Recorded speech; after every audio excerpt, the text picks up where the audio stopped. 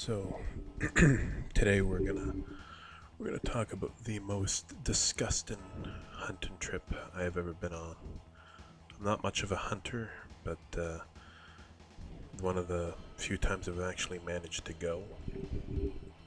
This has definitely been the most disgusting, but hopefully you enjoy it. Hopefully it doesn't make you vomit, because it made me vomit. So in my family, almost everybody hunts. My dad was a he's an outfitter, and so is my brother. So we kind of all grew up around it. Maybe I'll talk about some of the fun stuff we had with that on another day. But but today we're just gonna talk about this particular disgusting hunting trip. Now, knowing me, you would think the most disgusting thing I would ever do on a hunting trip would be taking a giant dump in the woods, which I have done. We call it the what we call the Purdy Special. Um, yeah, you plop one in the middle of the woods and you don't bury it. You leave it for someone else to step in. It's a classic. Um,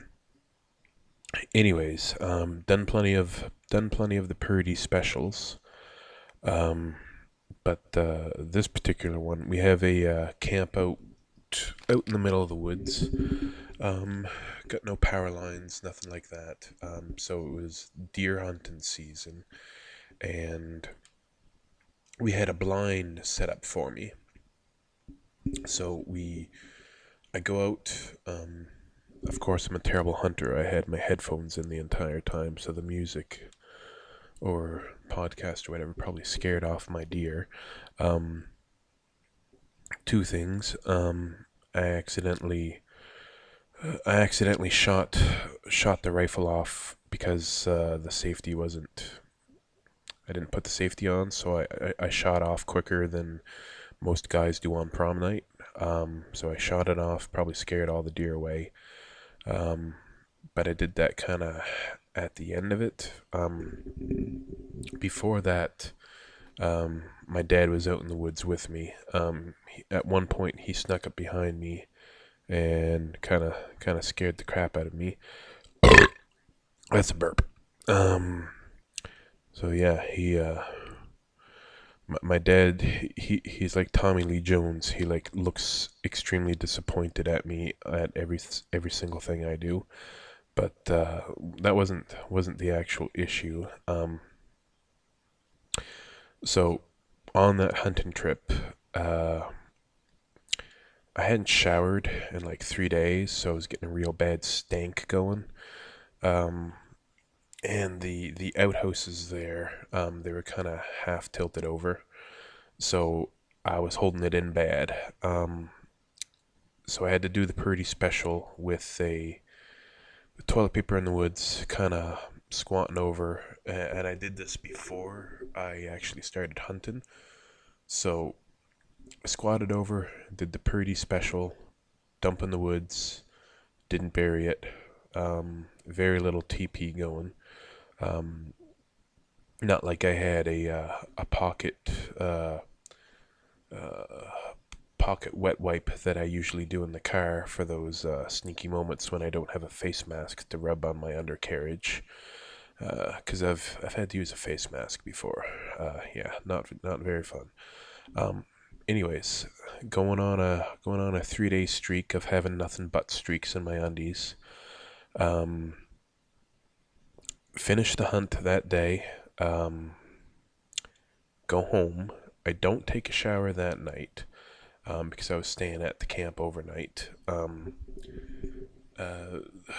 so I finish off my hunt that night, shot the rifle accidentally, and the hunting trip was ruined because all the deer scattered. Cause I assume they were scattering because they could smell my stank. But packed everything up, went back into the cabin, um, slept, woke up, had some breakfast of like we call it the South End steak, just fried bologna and hash browns. Um, Go back home. Um, hear about how constantly disappointed my father was that I accidentally shot off the rifle without hitting anything. Um,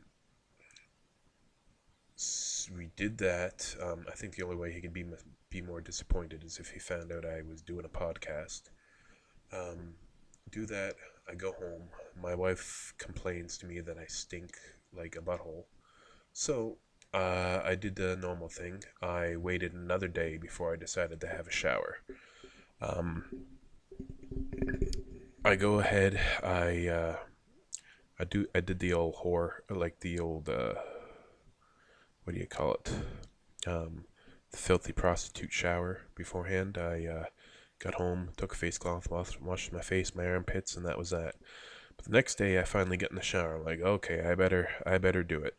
So I go in the shower, um, take a shower, and then at the end, I'm like, oh geez, I got some dingleberries. Yeah, and if you don't know what dingleberries are, they're little turd nuggets that dangle on the end of your butt cheek hair, kind of right in there. So I'm like, oh geez, I got a dingleberry. I got to deal with this. So I go in there, I wash myself, and I'm like, oh man, these dingleberries are hard to get out. Now, this is the most disgusting part of this story. It wasn't a dingleberry. It was a tick. A tick burrowed its way up my butthole, just latched on to my butthole, worse than a priest and a choir boy. He just grabbed right on there, and it must have been on there for like 4 days because I pulled it out and it was swollen up like a marble, and there was two of them.